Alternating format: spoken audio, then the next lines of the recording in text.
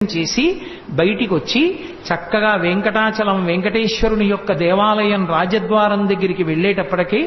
ఆ గొట్టానికి ఉన్నటువంటి కన్నాలలోంచి నీళ్లు స్రవిస్తూ తమంత తాముగా మన కాళ్ళు కడిగితే ద్వారానికి అటు ఇటు ఉన్నటువంటి శంఖనిధి పద్మనిధి లోపల ఉన్నటువంటి పరాత్పరుడు సమస్త ఐశ్వర్యములను ఇవ్వగలిగినటువంటి వాడు సార్వభౌముడు జగత్తులను శాసించగలిగిన వాడిని తెలియచెప్పేటటువంటి శంఖనిధి పద్మనిధిని దర్శించి